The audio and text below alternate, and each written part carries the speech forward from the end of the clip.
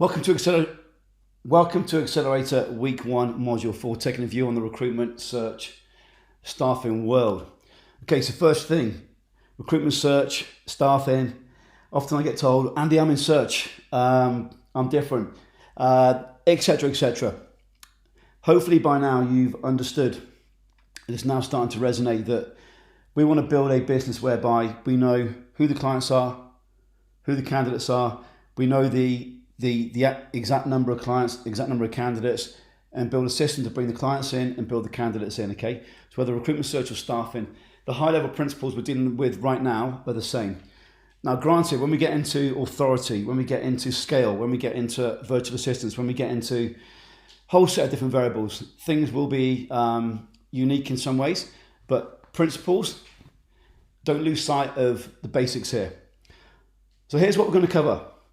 Number 1, what taking a view on the recruitment world means and why it's important. Number 2, the madness of crowds, one of my favourites. Number 3, the crowd says money doesn't make you happy, they say. Number 4, why not following the crowd means retained, higher fees, repeat clients. Let's jump in. So what taking a view on the recruitment world means and why it's important. So taking a view on the world is when you step outside. So you step outside the forest, look down, and you see every tree is the same, with a few minor differences, bigger branches, different colours, but they're all tightly packed trees. And when I came into recruitment, I guess I was fortunate in lots of ways. Compared to now, I was relatively young, and I've been in the corporate world, so in investment banking and in media, in IT, project management, program management, since 1996. So it's a good sort of 15 years or so, I guess. At that point of being in investment banking, then going into the media space after that. So when I came into recruitment, I essentially got asked, someone heard about me, really cool guy called Mike Walmsley. He said, if you're that good, come and do a presentation to my Pinnacle group, which is his mastermind group. And after that, about half the room contacted me and said, can you work with us? And when I delved into recruitment, I was quite gobsmacked about what I saw. So at that point, I left the corporate world and I was working with automotive companies, sales companies, recruitment companies. And as I say, recruitment really chose me. And what I saw when I got into recruitment was, wow, this is crazy. It's a massive opportunity, but it's crazy. So in the recruitment world, you are a recruitment business owner, or you're a manager in recruitment. And your path might have been, you've been working for the man, you've been working at a different agency, and then you decide to leave and set up your own business. Or maybe you've been in business yourself for 20 years and you've seen what you've seen. Maybe you're someone who, which rarely happens, but we've got a really cool member right now who's in this position, a consultant, and this person's in the gaming industry. So they've been in the gaming industry and they've been at the rear end of recruitment. And they've now come into recruitment because they realise there's a big opportunity there. But whatever your view is, you've come from one angle. And when I came into recruitment, I was looking down on the industry and I was blown away. And I remember saying, just going back a decade plus, it's like the Wild Wild West. This is I'm gobsmacked about what I'm seeing. And what happens is this: I was doing my thing. I remember I went through a really, really tough time. I remember one of the things I was trying to push at the beginning was webinars for recruitment search business owners. And I was using the word webinar. And of course, everyone now knows, especially after COVID and Zoom, etc. But this is like 10, 11 years ago. And I used the word webinar and it didn't sink in. Then I changed the language to online seminar. Boom. The business owner got it. In the same way that I remember dealing with a recruitment company and they were using language of developer versus coder. And as a coder or a developer, it's actually a different language and it resonates with that individual differently. So when I came into recruitment, I was looking down this going, wow, this is an opportunity. But because you're in it, you can't see that the word coder versus the word developer is got a big impact on the individual. And if you take it up another level, perhaps about growing a business, you don't know what you don't know. So what I saw was was very fortunately, I had some really cool people come to me in those days, Mike Walmsley, Roy Ripper, some other really cool guys. introduced me to lots of cool people. I remember going into an agency in London on a day rate, went in a consultancy manner, and they're a great company, fantastic company. The owner was wonderful. And I remember going in there and I was like, wow, they had a marketing person, and I was just blown away by how basic these things were. I remember I also was given a referral to go into another business in North London, big business. They had 40, 50 desks in this office. I also remember what was really cool, above each desk there was a flag, a different country's flag. I think it must have been for their different desks locations. However, I went to this company and they had a marketing director, and the marketing director was the former marketing director of ICI, which is, if you don't know, a big company. And they were paying, I think it was £4,000 a week for pay-per-click, something like that. Crazy money on pay-per-click. And that was the cool thing then in those days, PPC. And it was straight away, it's like, listen, your clients are not sitting there looking for you. Your clients are inundated with just 1 million calls a day, 1 million emails a day. They're not sat there looking for you. Now, if you're doing an authority strategy whereby it might be your front of mind and it's retargeting, different, but this wasn't. And I was blown away how these mistakes are being made by massive companies. So of course, when I started working with smaller companies, which is generally who we work with now, so we generally work with companies which are size 1 to 5, 1 to 10. We have companies in different size 10 to 50, but most are sort of 1 to 5, 1 to 10, because they know they need to make a change. They haven't got the corporate backing, they haven't got the investment, they haven't got the venture capital, etc. They know things need to change now. And when I started working with these companies, it was like a breath of fresh air, because they didn't know what they didn't know. And I found very quickly that, obviously I'm from the UK, but I found very quickly my friends in the USA were a lot easier to work with because they were open to change. And, Australia has always been good for us. Obviously UK, Europe, Canada's been fantastic for us. And the US and the Canadians have been more open to change, which is great. So this thing happens in recruitment. There's this madness of crowds thing going on, which is everybody does the same thing. Everybody does the same thing. And it's pretty crazy when you think about it. So when we get into Accelerator, when we get into Build, when we get into Scale, and we have members who go from doing 200k to doing 1 million, members saying, right, I expect to do 300k in the next quarter based on the following. It becomes predictable because they've got a model, you see, but it's a new model. It's a new model. So when we take a view on the recruitment industry, it's also taking a view on you and your history, because we've been conditioned. If I've been conditioned all my life to believe that cold calling is the way forward, it's going to take a hell of a lot for me to be told otherwise. So I've got 20 years of doing it and probably got success at it. So we need to be aware of who's around us and what we're seeing. And there is this madness of crowds in recruitment like I've in my years I've never seen before. It's crazy. So what I believe I'm very good at, and this isn't from ego, it's from outcome and results, is I'm very good at reverse engineering the steps. So you want to get to X. So we want to get to 1 million. And your fee is 50k. That's 20 placements per year, yeah? Then we got how many conversion appointments do we need? How many candidates do we need? Now this is base stuff, really, base stuff. But then what if we can improve the lead? What if we could 3x the leads? What if we could 3x the conversion? What if we could 3x the delivery? That's now a completely different business. What about if we can just increase the leads by 10%? If we just increase the conversion by 10%, we just increase the delivery by 10%, just 10%, your business grows by 1/3. So what I've been very good at since coming to recruitment is observing the industry and simplifying it. And what that takes is an unemotional view of things. Now, because I'm open by this, I'm not from recruitment. When I worked at B Sky B, and it became the largest CRM implementation in Europe at the time. It's the infamous project whereby EDS, Electronic Data Systems, went under. And at the time, I got hired to EDS in Canary Wharf, and EDS then sent me to Scotland to work on this project. And essentially, short version is EDS were fired off, with hundreds of people fired off, and they kept I think 8 of us, and I was one of the 8 they kept. And very quickly, I was in at the deep end. I've come from being a system team leader to a system test manager rather. And before you know it, we've got a team of 75 people, myself and another gentleman. And we had a rapid growth cycle.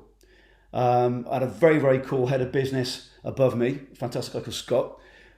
But what I saw very quickly was the way that Scott operated and the way that these businesses operate from a recruitment side of things is they fucking hate recruitment. Excuse my language. They hate dealing with HR. HR hate dealing with them. They hate dealing with agencies. And I saw firsthand an agency who became my agent. So I had a team of 75. But when it started, it was, I had 8 in my team. So it grew and grew. This agent, I think, is probably sat on the beach now from the back of that project. So I've seen the back end of things from recruitment on a big project. And when I've come into recruitment, into the industry, and say it chose me, I was like, wow, this is pretty cool for those who want to do it. So why does every recruiter have a big bit of mindset? So what I mean by that is, why do we maybe think about 360 recruitment? Why do we still think about hitting the phones? Why do we still go networking? Why do we make sure we keep in contact with our 8 companies we've always dealt with for the last 20 years? Why are we not looking to, get a plan in place to truly scale here? We're 60 and we want to retire in 10 years. Things aren't going to change by doing the same things. So why are we not applying the tools and strategies from other industries? And that was a key thing. When I got into recruitment, I was working with other industries. And when I came into recruitment, it was pretty cool to see, I've been in IT now for 20 years. The internet in its current guise started in 1995. And I was in investment banking in 1996 at Nomura. And all I knew was online. And being in the system test industry to start with, and then progressing into management, all I saw was the systematic way of thinking. And then when I've come into recruitment, I'm like, wow, even these big companies are just, what are they doing? I remember dealing with a large company, you'll know it, a credit company. At the time, they were worth about 13 billion. They flew in their talent acquisition team from around Europe, about 40 people there. And that day's training was around LinkedIn. And these were base principles. Base principles. And it became really clear that for those who are open to change, there's a massive opportunity. So when we have members like Darren Franks, I mentioned in the previous call, and Darren almost didn't accept into the inner circle. We were button heads, but he was just making sure I knew my stuff. When he says he 10x his business, or we've got Ken McCarthy doing 30k a month when he joined us and gets to 250k a month.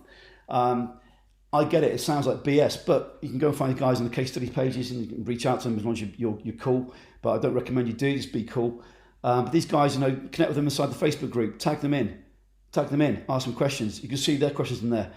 And these are the same guys that when we get together live in London that we used to do pre-COVID, and hopefully we can reconvene doing that, we get together 3 times a year, usually in the Grand Connaught Rooms in London. So big palatial place, right in the middle of Covent Garden, 2 days. Day 1 is new strategy, and day 2 is letting out your plan for the next 90, 120 days. So we've got these 2 solid days, and we go out for food, drinks, and evenings, and it's great fun. And normally I've created a workbook of around about 140 pages. Awful lot goes into that, and members flying from around the world. At the last event, on day 2, one of the things we did is we did a panel, and in that panel we had members who had 10x'd, 5x'd, and around that sort of level.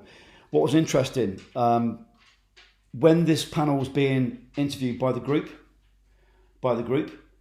those taking the most notes were those on the panel. So that sense of being humble and being an observer, they don't know everything. That's a key thing. I can't stress that enough. Be open to change. So why are things trending this way now? Well, things are changing hugely, as we know. Things are changing hugely. And it's almost a case of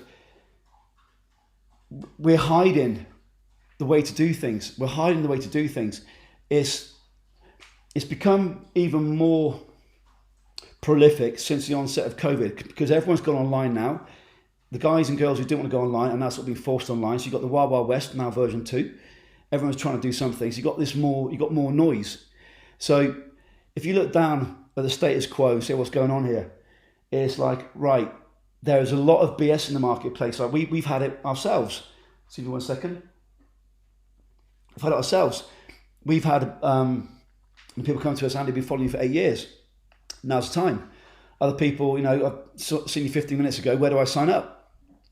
And then we've had this new thing happen in the last sort of 6 to 12 months, is so-and-so does this, so-and-so does that, why are you different? And if so-and-so actually is a recruiter who's not making money from recruitment and now has set up a bogus, if you want to call it that, page on how to get leads. And you've now got this distortion of the truth. So you need to ask yourself the question, is everybody believing a lie? And the lie is, does the old model work? No. The new models, right, what is the new model? Now remember, you're building a business. So think about where things are going here. Things are going to be remote forever now. Now you might have an office, but things will be remote forever. There'll be particular niches that are going to take off more than others. So I've mentioned on some modules, as things stand right now, we've got cybersecurity, we've got online logistics, we've got blockchain, etc., etc. We've got these things happening. However, if your outcome is to do $1 million and your fee is 20k, that's 50 placements for 20k. What about like Laura? What if we could double your fee so you become the number one in the niche? So if we think about what we want to achieve here, don't get lost in the noise of the marketplace. Also, don't think that you need to do something so hugely different and unique. It's going to create overwhelm. It's not. It's about doing some of the things you've always done and adding something new. So we've got legacy, what you've always done. Then you're going to add in some new strategies. Then it might become you only do new strategies, but step by step. So don't believe everything you're seeing on the mainstream media. And what I mean by that is twofold. Number one is the way that you will become successful in your business is by the actions you take every day. The actions you take every day depend on what your mindset is or how your body is. And body's key with this as well. We are a biophysical, mental being, and what we put into our bodies drives how we think and feel. If I've gone to the gym in the morning, my day is completely different from if I've not gone to the gym in the morning.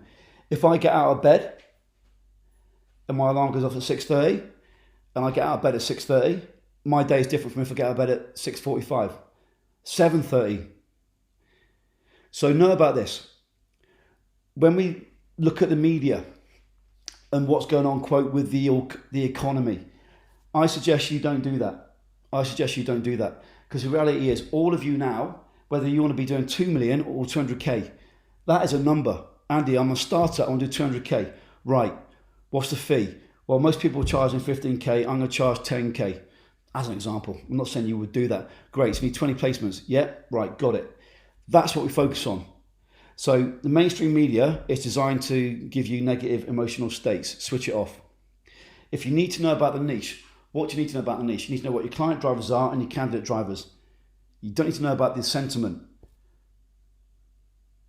So the average recruiter takes an emotional, subjective view of things, and they'll do that based on their own self-image and their own circles.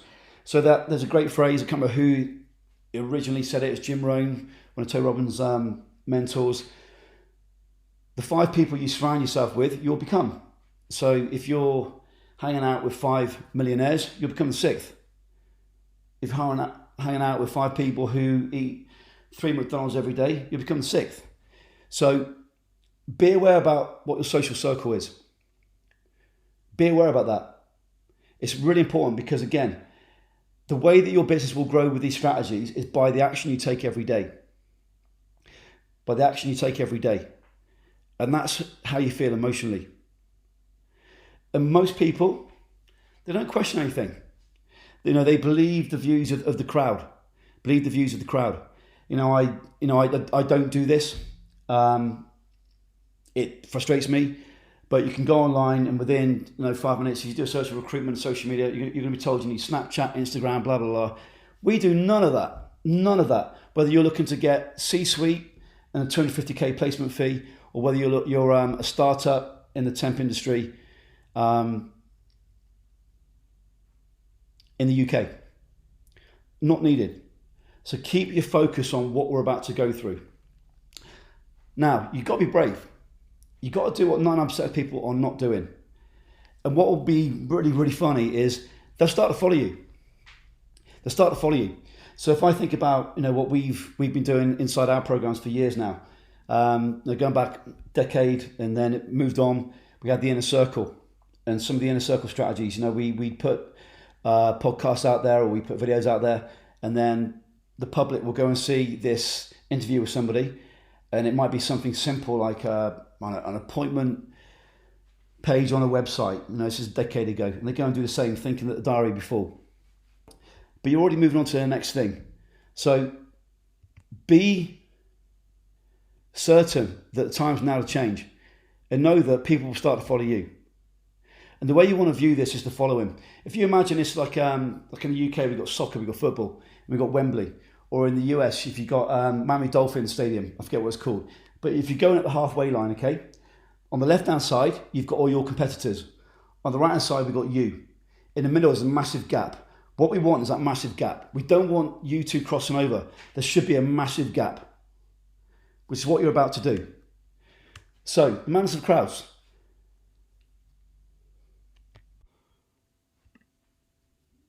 Whoops. So, we get an understanding about almost the psychology about recruitment and what everybody else is doing.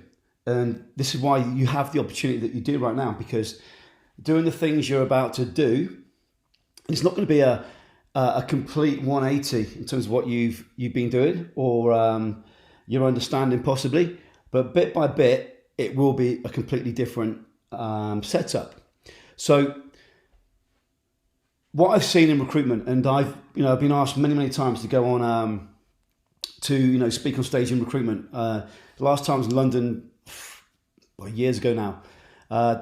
I rightly or wrongly, I don't buy into some of the positioning of products, and I buy into the common way of thinking. And I guess this comes from the fact that I'm actually not from recruitment. When I came into recruitment, so a decade ago, it was like, wow. But it's actually a very simple process. So in recruitment itself, so if you go to a recruitment blog now, or if you go to a recruitment automation blog, etc., you're going to get a view about tools or about processes or about fill in the blank based on what recruitment think. Now, one of the things that I did straight away and utilised when I came into recruitment was like, right, I've been in investment banking for so long. I've been in media. I've dealt with automotive companies. Why don't we do this and do this and do this and do this? Boom. We have this big jump, which is why sometimes we've had I was told many years ago there's a gentleman who wrote a blog about me. And at the time, one of my strap lines was double your income, halve your hours. And he wrote a blog about me. Now I don't Google myself, far from it. And essentially, you're saying that's not possible. It's like, well, I expect that's a minimum. So the way that recruitment's always been done, and the way they think, is cool. It's cool. But we're in a different world now, and it's moving at a rapid pace. So this herd mentality that we have in recruitment is not your friend.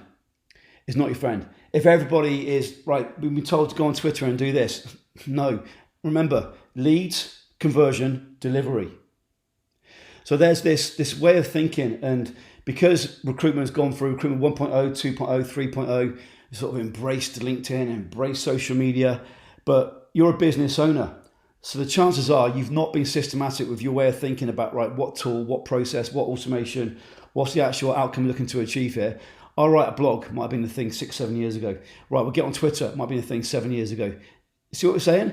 So this herd mentality is actually killing you. Because we're doing something, we think we're doing things right because everyone else is doing it, but it's actually wrong. So again, be aware of your social circles. Now, inside these programs over the years, I've got countless satellite groups. We've had companies created. We've had so many joint ventures I've lost count over the years. One of the things we have think back, maybe 7, 8 years, the first time it happened, we had a member say, well, this person's inside my niche. I'm not going to join if he's inside my niche. Well, fine. You're at a loss here. Also know this, you want to be doing, let's say, for example, I don't know, 1 million. So you need 50 placements. There are 10,000 roles going to be advertised in your niche in the next year. Do you really think you've got competition? And then those who come from a place of abundance, they actually joint venture and work together. So we've had members, for example, Terry and Jamie, both were very, very systematic with building up their data set. So one, I believe, if you go, again, to go to model success and scale, you'll find the actual interviews on here. One built up the data sets for candidates, one for clients in FMCG, and they work together. We've had members working, actually create new businesses, actually whole businesses. I've been asked to go into business with members. Hey, Andy, why don't you come on board as this? And I've always been a proponent of, man who catches 2 rabbits catches none. But the point is this, you've got no competition inside these programs. And if you're someone inside the same niche, you should be buddying up. You should be buddying up here. So your social circles, your personal friends, the media that you watch and listen to is so important. And the actual internal leadership, like the way you run your day, make sure you run the day doesn't run you. And be aware, actually, what you're doing here is pretty simple. I spoke to, I'll say one of our more senior members, been with us now about 4 or 5 years, and I was chatting to this gentleman and said, listen, the way that your niche is going, I think you should maybe take a SaaS route to conversion. So SaaS is, as you know, software as a service. And the way that SaaS often operates is they target their decision maker, number one. Number two, they set up a demo. And number three, they convert. And most of the conversion comes from the follow-up. Now, in this niche, this member had an outstanding client attainment system. And they had, I can't remember the exact number, pretty much all the candidates in their niche in their data set. And they had an outstanding CAS, as I said. So I was saying, how about if we set up a process whereby rather than we get into a conversation of, right, let's use, I don't know, RR or LinkedIn or whatever, or a podcast strategy to get appointments, then we have a conversation, then we get into, the T&Cs being signed, terms and conditions. How about this? How about we think big here? What if we could get 200 of your potential clients actually seeing a demo of your system every month? If they see that, all the objections will be overcome. So they'll book a call in your diary. They will see the demo, so that the conversion's already been done, and they're going to follow up. So the whole dynamic changes. It means an increase in fees, increase in retained, etc. Now, the reason why that's good is because there's some very simple metrics. Number one, how many, so if we used a strategy to get people to see a demo, how many opened the message, how many clicked on the link? Number two, how many came to the page, how many actually attended the demo? Number three, how many followed up from the demo and booked a call with you? So from those 3 steps, all you've got is 6 metrics there. So the entire business changes from, right, we've got 5, 6 different salespeople. No, let's make this into a one-to-many strategy. So when you start thinking this way, you have a completely different way of operating as a business owner. So be aware of who's around you. And again, inside this group, there's magic. So by nature, what we do as humans, we want to fit in. We want to fit in. I've been a massive proponent of not fitting in, and it's not out of me being egotistical, it's not out of me being just belligerent. It's more about frustration. When I left the corporate world, I spent an absolute fortune on my own mentoring, and to this day, I've spent 100, well, probably 7 figures plus, definitely on my own education. A guy called Jay Abraham, which going back about 20 years, Jay Abraham is probably the world's most preeminent marketer. He deals with sort of corporate marketing. I remember maybe 7, 8 years ago, he brought in about $8 billion worth of business. And obviously now it's a lot more than that. But in those days, I remember spending about 100,000 literally on CDs. In those days, you'd be delivered like 20, 30 CDs in a big pack, not on a USB stick or going to the cloud as it is now. And by listening to these people, nothing to do with recruitment, nothing to do with what I was looking to achieve. It was about putting good stuff in at a high level. And then I remember I had a gentleman who I saw, and this is why I worry sometimes about, I'm not saying everyone in recruitment, but this is what I saw firsthand. This gentleman had apparently done a webinar. He'd done a webinar and he brought in, I can't remember the exact number now, it's years ago, but brought in, say, $750,000 from one webinar. Anyhow, I ended up buying into his course, which essentially was all you got was his slides. So you got 40, 50 slides, and then you had a 45-minute call with him. That was pretty much it. That's pretty much it. And I'm not exaggerating there. It wasn't like a behind it, no 20 video thing. There was like a Facebook group where you checked in. What I didn't know was those who attended the webinar were actually sent to that webinar via joint venture partners, which means they were warm, they've been warmed up, and they've been pre-converted. But what I've been given was the slides and of the webinar. But actually what got the conversion was the actual work before the webinar. So I'm very aware about the bigger picture here. And when someone says this tool, someone says this thing, right, what's the outcome? The outcome is my member wants to do 500K. To do that, they need to place 20 roles. To place 20 roles, they need ABC. Right, how does that fit into it?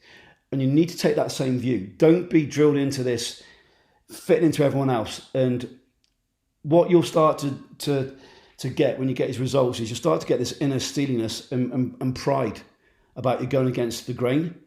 But then also, you're inside this group now. We're actually on our own grain. We're on our own grain.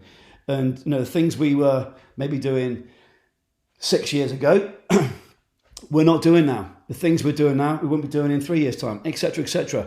So we're always upgrading. So be aware of who you're spending time with and who you're speaking with. Be aware of your social circle. Now, in your own circles right now, so you may be going to networking events, you may be part of a local recruiting group, etc. What I recommend is you keep your mouth tight. You keep it tight. Focus on your game. Focus on your game.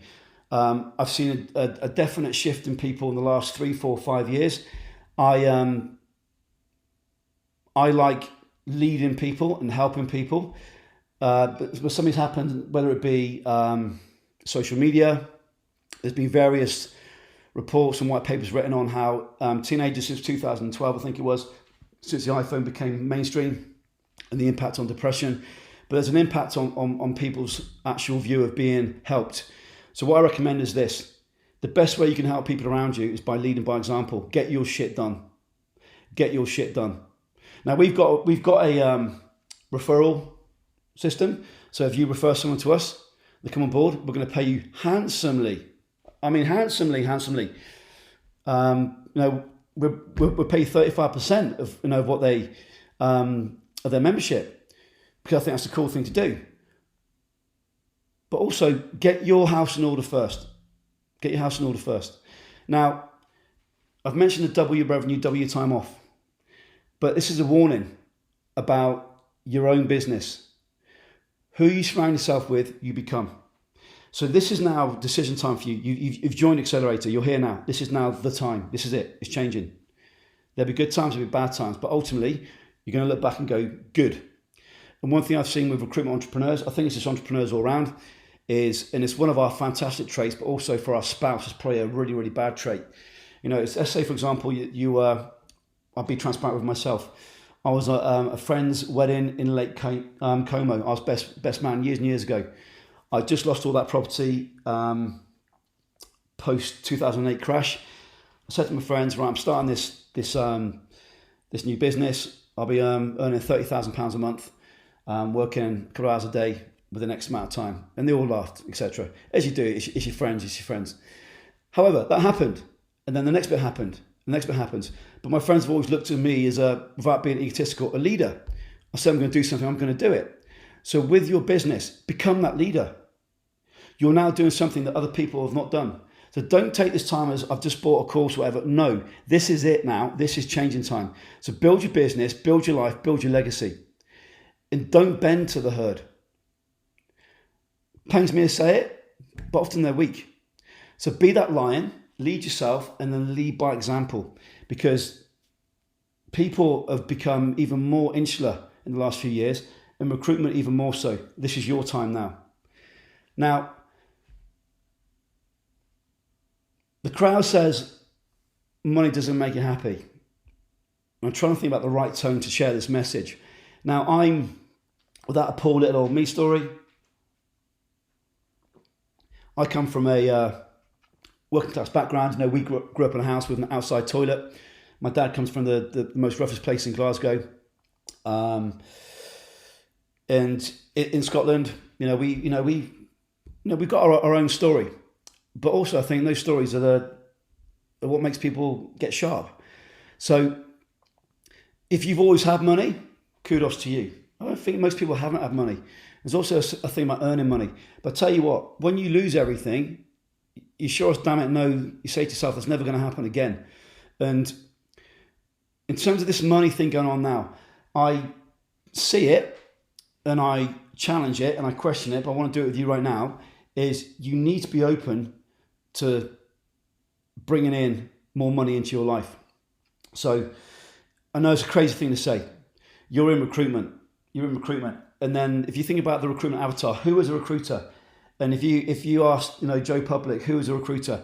They probably draw a second-hand car salesman, but in a really sharp suit and a bit more eloquent with the language, possibly. It's not a good image often, and sometimes that proliferates through into what we think about ourselves. However, all of those, well, pretty much all the members I've met over the years, we've met live, we've met on calls, etc. Met in London. They're cool people. And I think sometimes, we have members come to us who've been doing 300k for 10 years. There's a mental block. And I'm not saying about, do I deserve this, etc. But what I'm saying is you need to be aware that money literally is it's a metric in terms of your number of placements made, appointments, candidates. It's that. But then sometimes what happens, and it's got Tony Robbins here, is this self-sabotage thing happens. And I'm not going to get into psychology and all that stuff right now in any big way. However, I know what you're about to go through works. There's thousands now of case studies on this. It works if you do it. If you get a metric, the metric isn't what you want. You get the feedback. It's literally a feedback loop. You change it. You change a few points in that campaign. So be open to bringing more money in.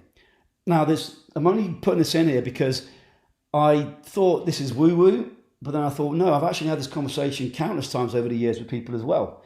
And the gentleman I mentioned on the previous module, who 15x'd in a year, in COVID, that was me giving him a boot, to be frank. But the guy's an absolute legend. He's actually one of the funniest guys in the world as well. And in his own world, in his own way, he's so confident and cocky. He sends me messages of him doing this and doing that. He sent me a message of, here's my brand new Porsche and another, I think it's a Lexus. He's moved from New York into, I think, Texas. Then another text comes through. He's on a yacht with like 20 women. This is literal. If you go to Model Success in the members area, go down to about number 30-ish, you'll know who we're talking about. Absolute legend. But how'd that change come about from 80k to doing millions? How'd that change come about so rapidly? In his state.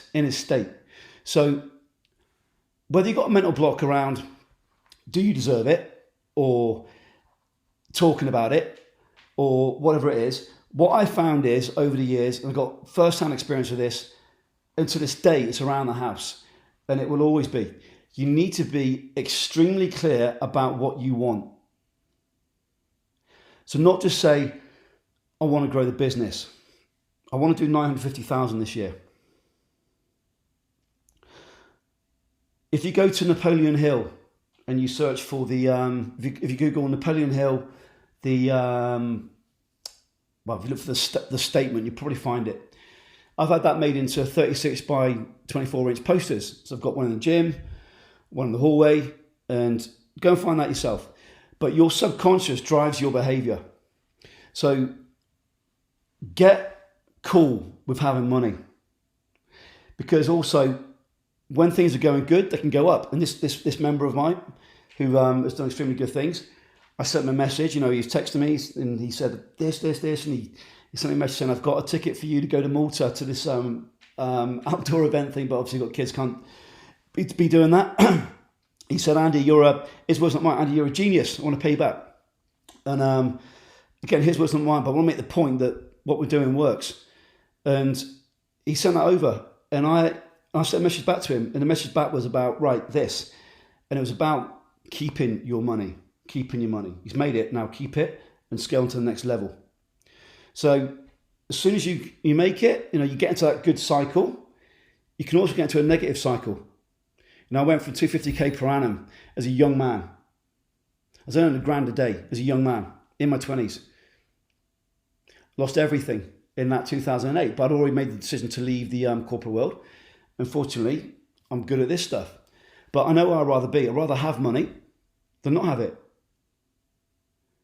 So to make money in recruitment and in search, you must sit above the noise.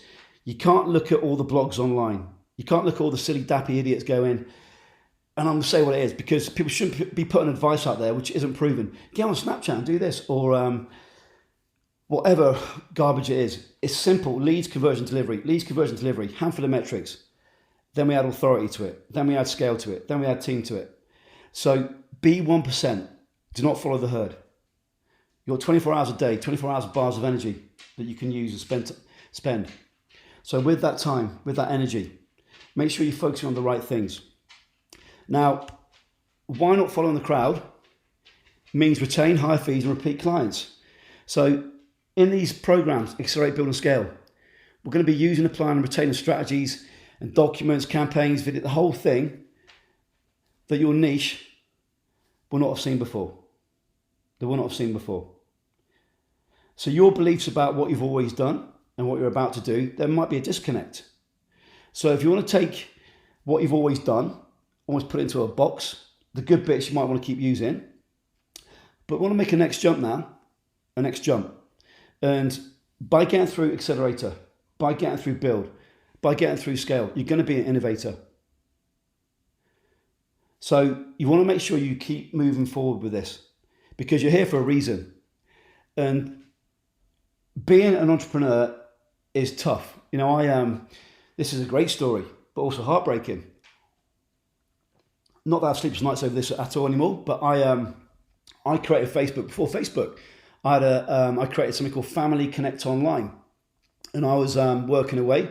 My gran was in her last days in her home, and I spent I created a set of requirements, and then I had a team in India build a system whereby essentially my gran would press a button on the communal computer, and then click on desktop.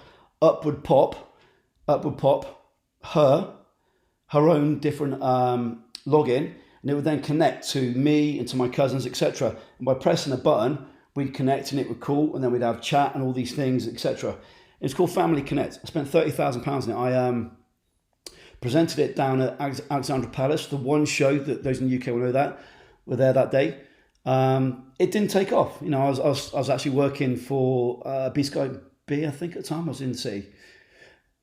But the point is this: I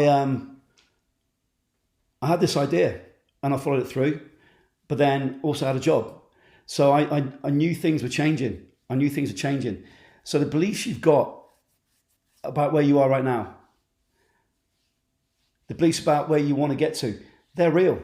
So if you're in Scale, go to Model Success, just keep watching all the interviews and the hot seats. So that's where a member shares their story, how they've gone from doing 250k to $1 million using this webinar strategy. And they share for 90 minutes, 2 hours, the application of what they did. So you don't want to follow the crowd. And if you do something, if you use a new strategy, you're going to learn from it.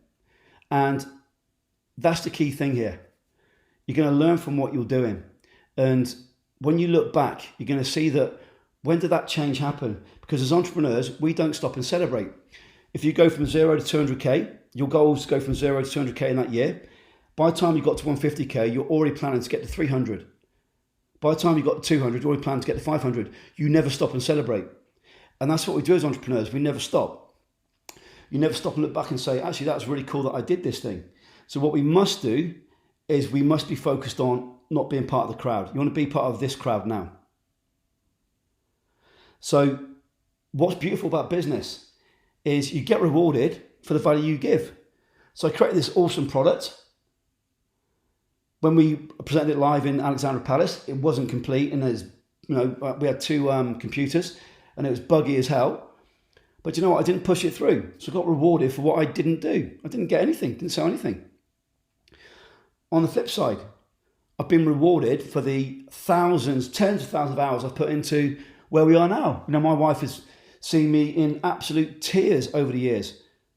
Absolute tears. Then we've had the likes of Channel 4, Channel 5, which are big terrestrial companies, asked me to go on TV in front of 8 million people on a Wednesday night. I said no. I like my privacy. I'd actually probably do that now, ironically. But at the time, we just had Aurora, my baby girl. So you get rewarded for what you do. The action you take, you get rewarded. And what you cannot do is blame people. But you know what? I didn't push Family Connect. You've got to take it for what it is. So people will imitate you. It's about being an innovator now. Now, everything you're going to go through is proven. It's been done before. But get this mindset. You're special. You're in a special place now. You're special. And get that. Now is your time. Now is your time. You're going against the herd. The summary of what we covered. Taking a view on recruitment world. Why it's important. The madness of crowds. About money. Being open to it. And why you shouldn't be following the crowds. So with that said, remember this. You're a business owner, not a recruiter. You're a business owner, not a recruiter. That's your key thing. And as always, set your mind on a definite goal and observe how quickly the world stands aside to let you pass.